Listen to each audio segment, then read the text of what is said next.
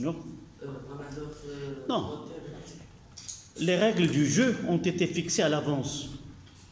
Jamais dans un exercice qu'au milieu de l'exercice on change ces règles du jeu. Les règles sont définies à l'avance.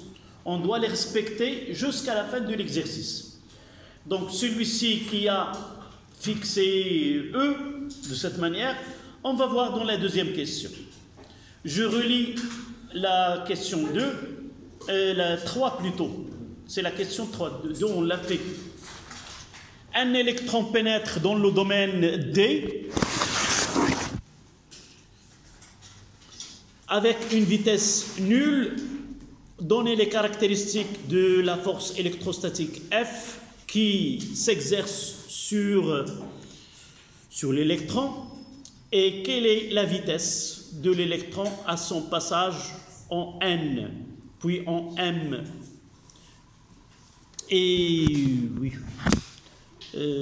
oui, le téléphone, il cache. Il cache. Puis en haut. Voilà.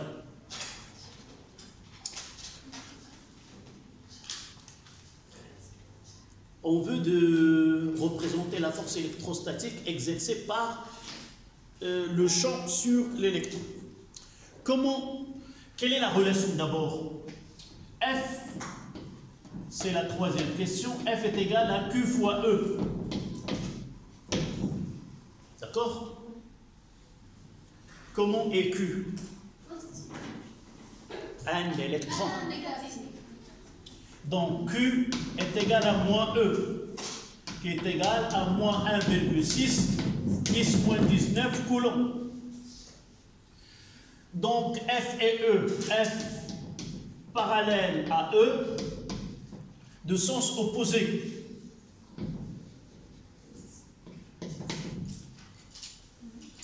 Donc je vais représenter là la force F.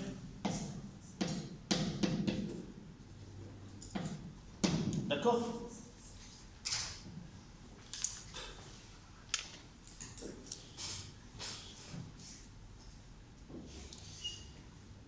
Essayons de discuter un petit peu d'après ces données que nous avons ici. Comment il pénètre cet électron dans cette zone? Avec une force, avec une vitesse nulle. Comment en réalité se déplace de haut vers ce côté-là? Quelle est la nature de la force F par rapport au mouvement de l'électron? Nous avons déjà parlé de travail de la force. Oui, on dira un travail moteur, c'est la force motrice. Un travail résistant, c'est la force résistante.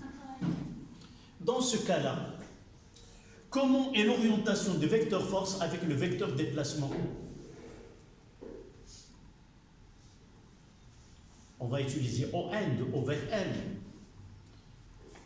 Là, c'est ON. Comment les deux vecteurs? Si je veux essayer pour déterminer la nature de cette force, est-ce qu'elle est motrice ou elle est résistante, il suffit de chercher le travail, le signe de travail. Donc un électron entre et il est soumis à une force F et se déplace de O vers 1, c'est-à-dire le vecteur de déplacement c'est ON. Le produit scalaire de ces deux, comment il est? Négatif, c'est-à-dire le travail il est résistant et par la suite la force elle est résistante. Force résistante, c'est-à-dire quoi? Elle donne un déplacement dans le sens opposé. Si F elle est motrice, elle donne un déplacement dans le sens opposé. Puisque la seule force considérée c'est la force électrostatique qui est F, le poids il est négligeable, est-ce que l'électron va pénétrer dans ce champ avec une vitesse nulle?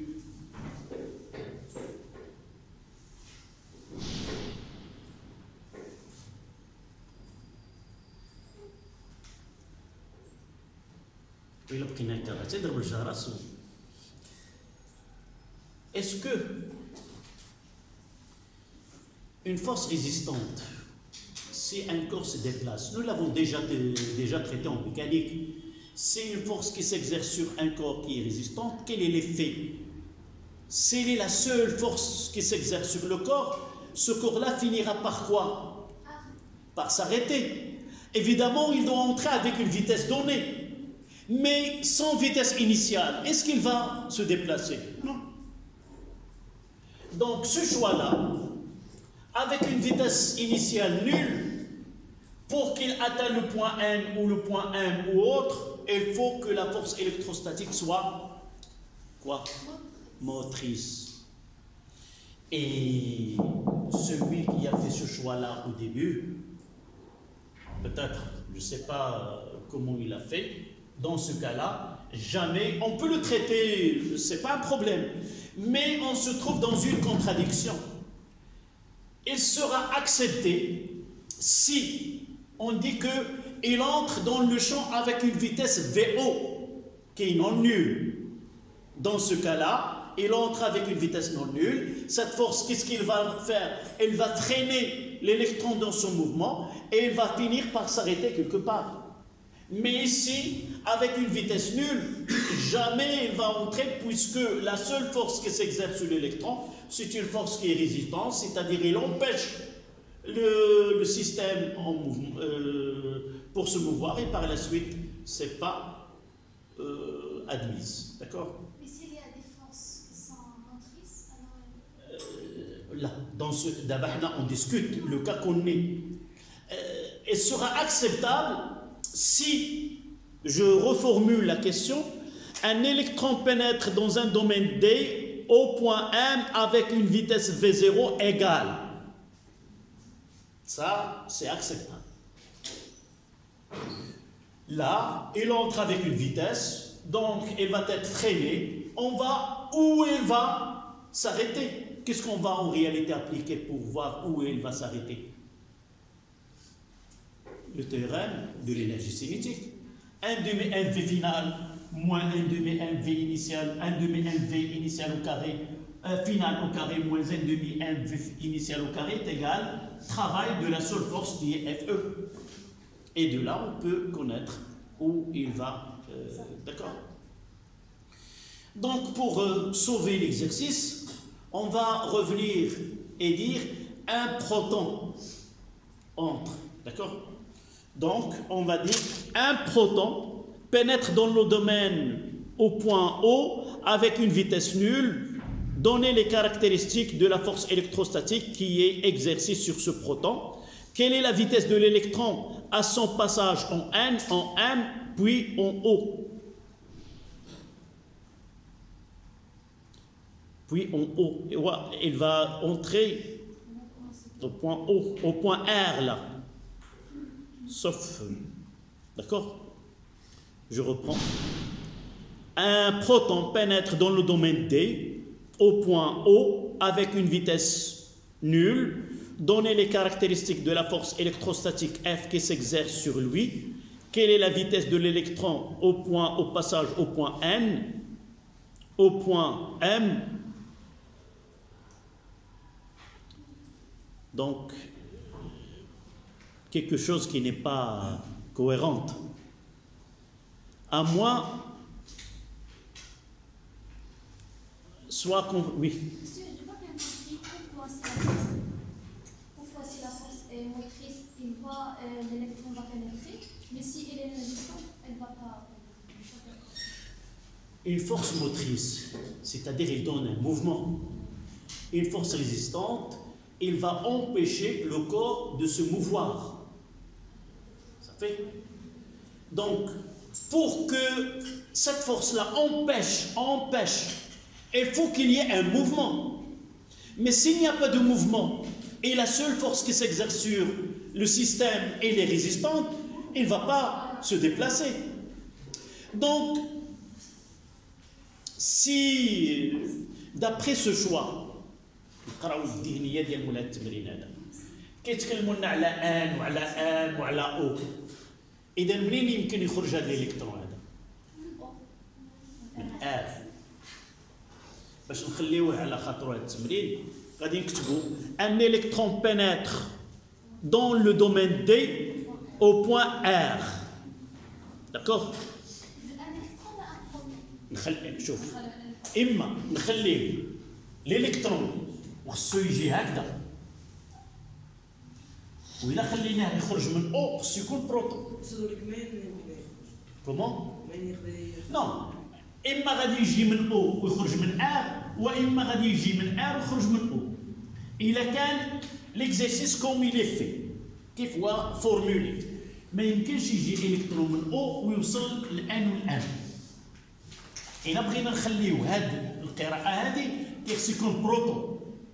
إلا بغينا نخليه كوم إلي غادي يقول il entre en de R l'électron d'accord ونخليوه وهكذا غادي نشوفوا واش فريمون avec une vitesse nulle il va arriver à N, à M et à O d'accord. L'électron entre en D à partir du point R. Voilà. Et revenons maintenant à cette force-là. D'accord? La force, donc, c'est exact, la force F, elle est toujours là, puisque l'électron, il est négatif. Mais comment est le déplacement? Le déplacement maintenant, ce de R, voilà, voici le déplacement. Là, c'est le déplacement. Et vous voyez, dans ce cas-là, le produit, il est positif. Donc, cette force, elle est motrice. Donc là, c'est le déplacement. Le produit scalaire, il est positif. Donc, même avec une vitesse qui est nulle, il peut atteindre le point N, M et O. Donc, c'est ça sur l'exercice qu'on doit avoir. Donc, la question... Les caractéristiques de la force, elle est là. Donc, de sens opposés, ce n'est pas un problème.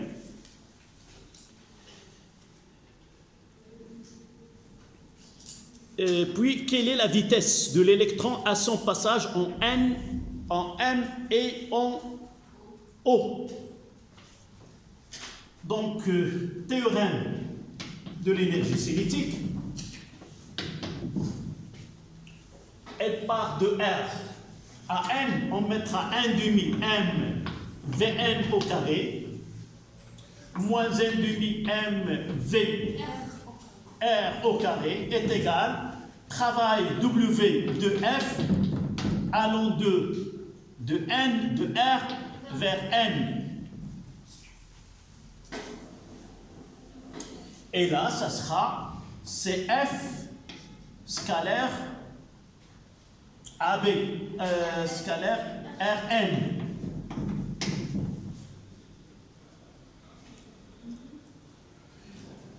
Faites attention, nous n'avons pas E avec, donc on doit travailler avec les relations générales. D'accord? Donc, c'est quoi F? C'est moins E fois E.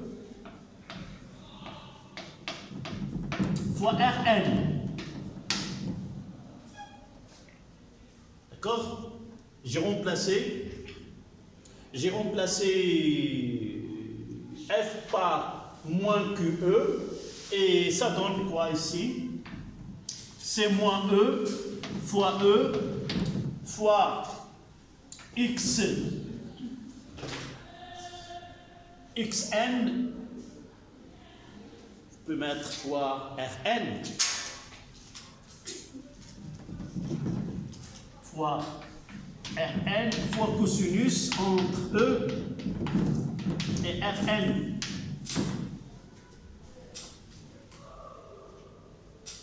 Est-ce que nous avons la distance entre les deux plaques? C'est 15. D'accord?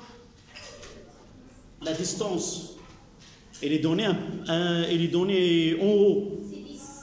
10. Donc, OR est égal à 10 cm. Donc, je simplifie l'écriture ici. Il entre avec une vitesse nulle. Donc, 1 demi M Vn au carré est égal à moins E fois grand E. Cette distance Rn, c'est combien? De là à là, c'est 7. De là à là, c'est 10. Donc, il reste que 3. Donc, fois 3 fois 10 à la puissance moins 2. Le cosinus entre E et le déplacement. Voilà R1 là. D'accord? Sens opposé. Donc, fois le cosinus de 180. D'accord? Et là, on trouvera C plus E fois 3 10 à la puissance. Je mettrai là D. Je mettrai là D fois moins 1. Avec D est égal 3 cm. Donc Vn est égal C2 fois E fois grand E fois D divisé par M. Et avec une racine.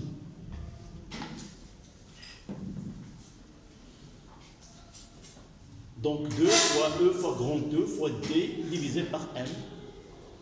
On fait l'application numérique. C2 1,6 10 moins 19 fois E c'est 600 fois 3 à la puissance fois 10 moins 2 divisé par la masse de l'électron, c'est 9,1 10 à la puissance moins 31. 9,1 10 moins 31 kilogrammes. J'ai travaillé dans le système international et par la suite l'unité, ça sera en mètres par seconde. Donc je fais le calcul. 2 fois 1,6 10 moins 19. Je l'écris et je vérifie. C est égal 2 fois 2,5 10 à la puissance. Non. 6 mètres seconde moins 1. Donc voilà, fois 600.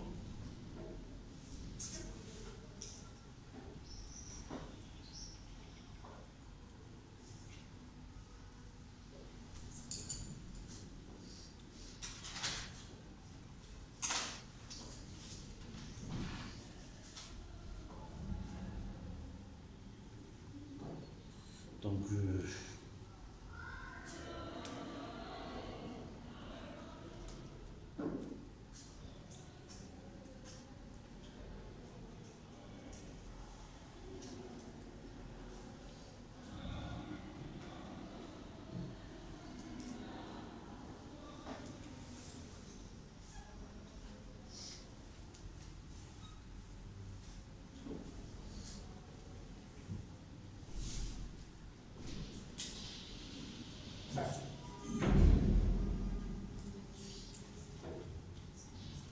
est-ce que vous avez fait les calculs? C'est juste. Voilà. Donc ça sera 2,5 10 à la puissance 6 mètres seconde moins 1.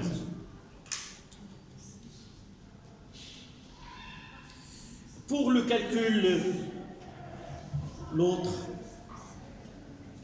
la deuxième c'est quoi? La vitesse.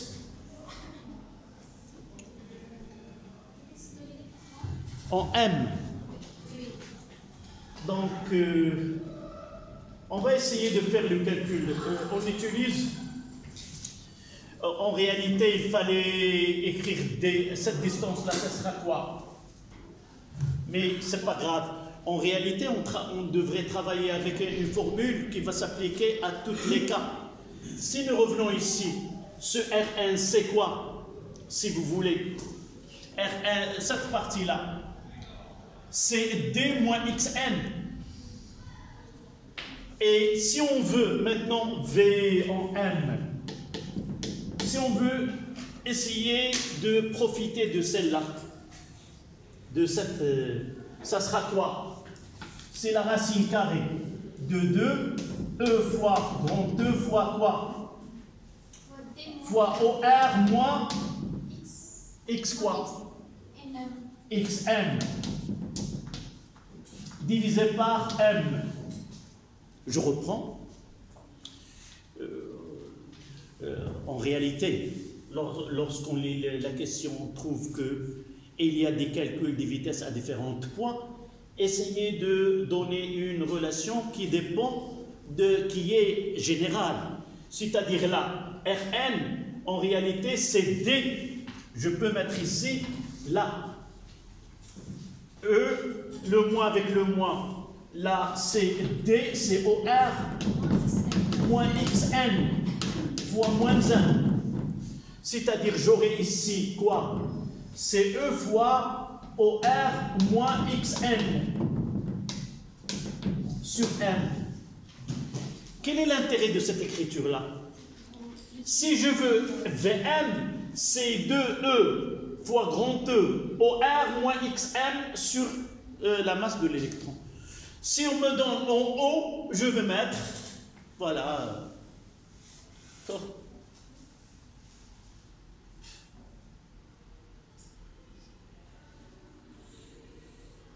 Donnez-moi l'expression de V en haut. C'est la racine carrée de 2E fois grand E fois OR moins XO sur grand M. Et combien XO? C'est 0. Et on va voir que la vitesse en haut, elle est supérieure à la vitesse en M, supérieure à la vitesse en M. On dit que la force, elle donne une accélération au mouvement de cet électron. D'accord? Donc, il nous reste à faire le calcul. Donc, est égal à la racine carrée de 2 fois 1,6 de 1,6 10 moins 19 fois 600 fois 10 moins XM, c'est combien? C'est 2 fois 2. Je n'oublie pas 10 moins 2, convertir 2 cm en mètres, divisé par 9,1, 10 moins 31. Et là, ça sera la racine carrée de 2 fois 1,6, 10 moins 19, fois 600, fois 10. Évidemment, fois 10 moins 2. Le tout sur M, sur 9,1, 10 moins 31.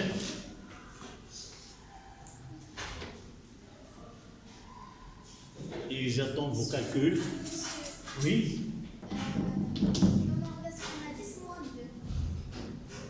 Oui, c'est 10 moins 2 fois 10 moins 2.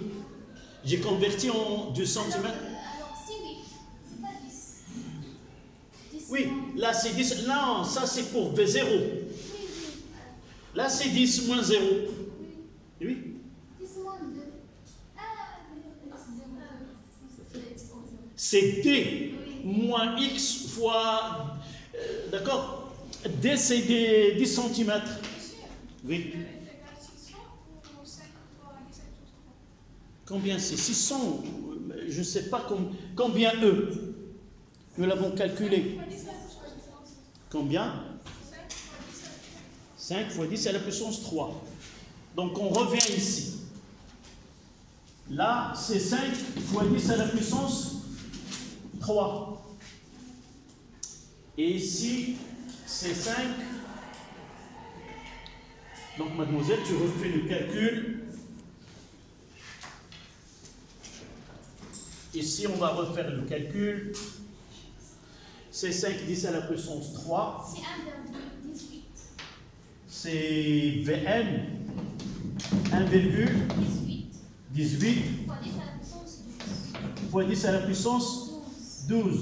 Non, jamais. La plus grande vitesse qu'on peut avoir, c'est la vitesse 3 fois 10 à la puissance 8 mètres par seconde. Jamais on aura une vitesse qui dépasse la vitesse de la lumière, qui est 3, 10 à la puissance.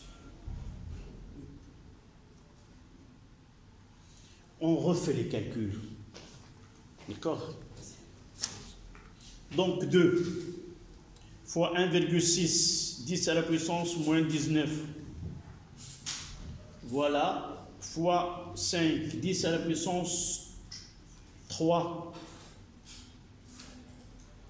fois 3, 10 moins 2, divisé par 9,1, 10 moins 31.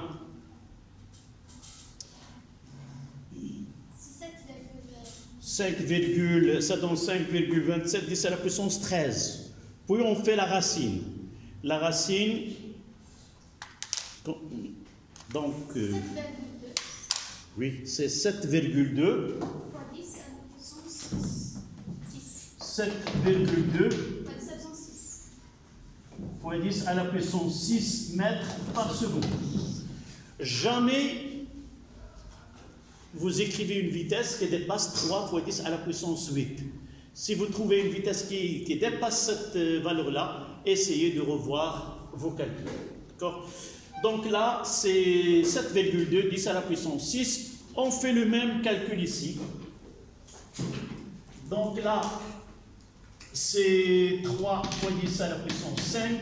Et là, c'est 3 fois 10 à la puissance 5. On doit vérifier que la vitesse, elle va... Oui, c'est Non. 5 fois 10 à la puissance 3. Qu'est-ce que j'ai fait? Ah oui. 5 fois 10 à la puissance 3. Et là, 5 fois 10 à la puissance 3. Voilà. Monsieur, VM égale 2. Vm est égal 9,1. 9,1 10 à la puissance 7 mètres par seconde.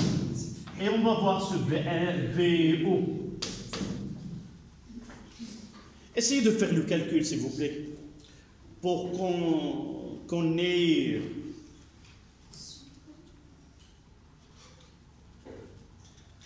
Il y a une autre méthode de faire le calcul.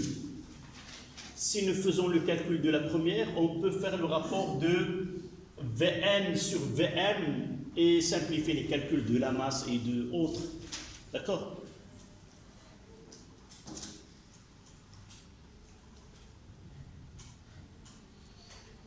Je reprends le calcul de celle-là et je veux que vous faites la même chose. Donc 1,6 10 moins 19 fois 2 fois c'est 1,18 fois 10 à la puissance 7. 1,18. Donc fois 5 exposons 3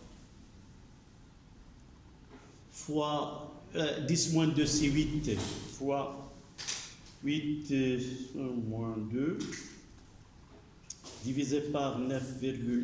Oui, c'est 1,8. 18.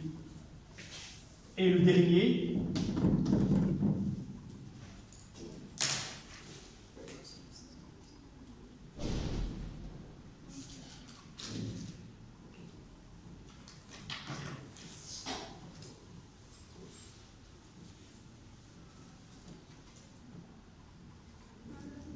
Oui. 1,32. 10 à la puissance 7 mètres seconde moins 1.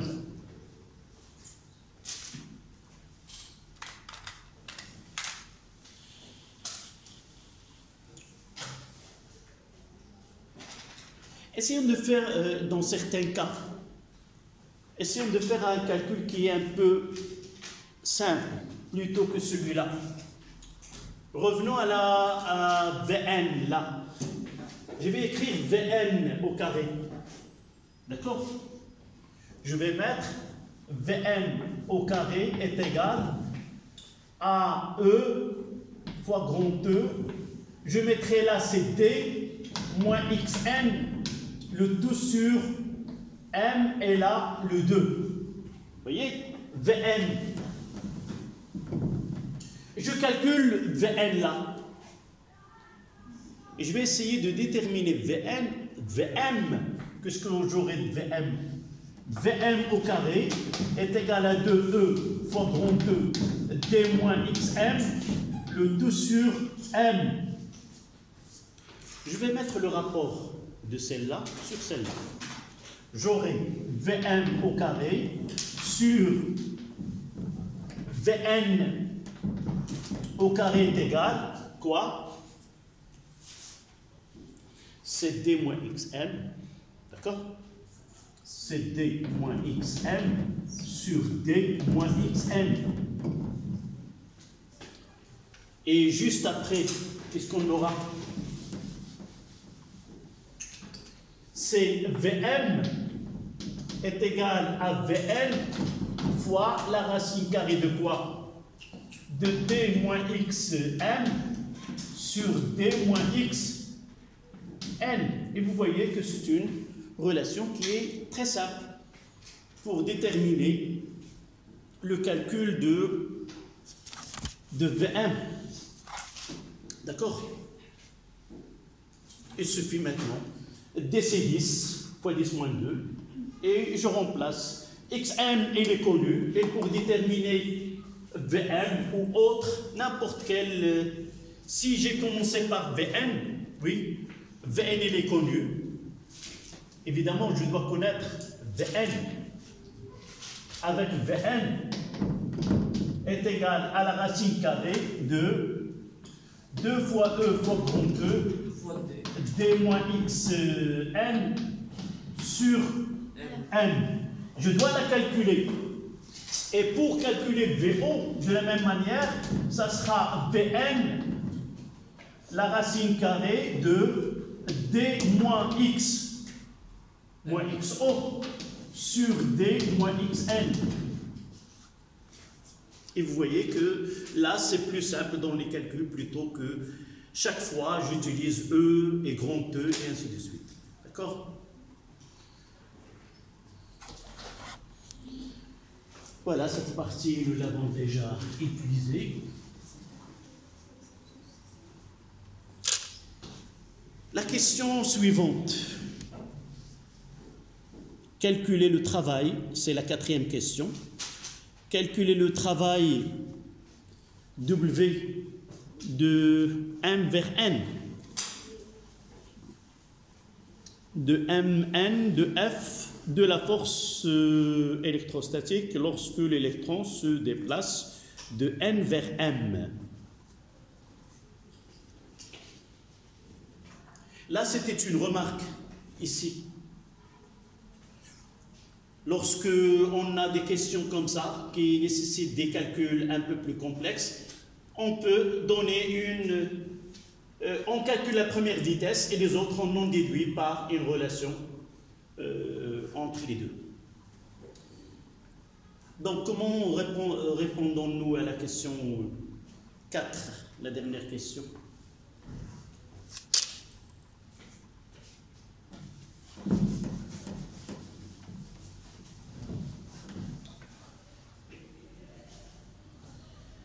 Comment? يلا شي حاجة من عندك قرانا الكيستيون ما عندكش هو صاحبي ما تقدش في التليفون ديالك في كذا وشنو تبارك الله درتي دخلتي لشي باش غادي درت تبرك هذاك خصو طويله. Donc là, dans un exercice, si dès le début, les formules que nous avons données au début ne sont valables que dans un certain choix, ce choix que nous l'avons fait dans le cours n'est pas présent dans cet exercice. Donc si on vous demande de calculer le travail, il faut revenir à la donc W de F lors d'un déplacement de N vers M. De M vers N est égal à quoi? C'est Q fois E fois... Ils ont dit de N vers M. De N vers M.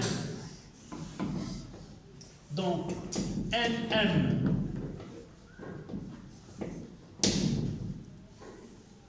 On fait le produit scalaire et on calcule. Donc, est égal à Q fois E fois Mn fois cosinus entre E et Nm. Comment N et M avec E dans le sens opposé? Donc il y a un moins, avec le moins c'est plus E fois grand E fois la distance entre M et N. On aura, il doit être positif si Xn moins Xm. Là c'est une distance, donc je choisis la différence de telle façon à avoir une valeur qui est positive. Donc ce W de F de N vers M est égal à 1,6 10 moins 19 fois 5 10 à la puissance 3. Xn c'est 7 moins 2 fois 10 moins 2.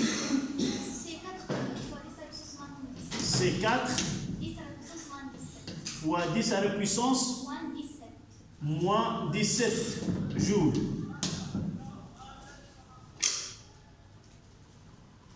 Là, c'est moins 19. D'accord?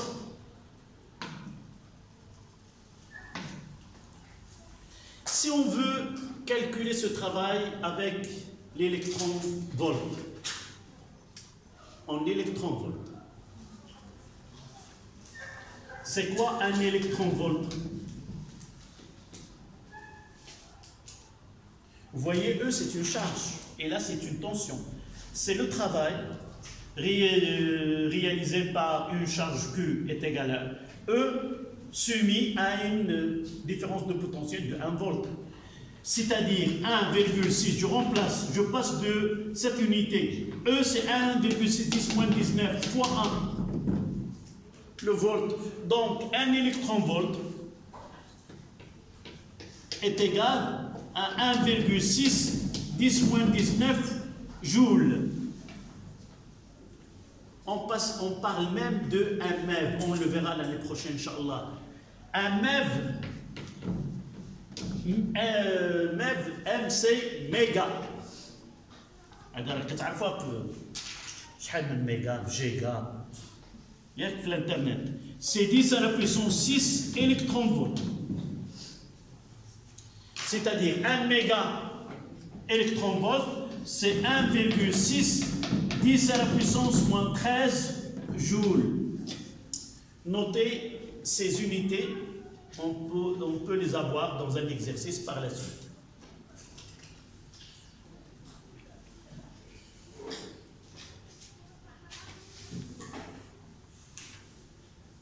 On s'arrêtera ici, c'est 18h27. Donc, pour cet exercice, il ne reste aucune question. D'accord? Voilà.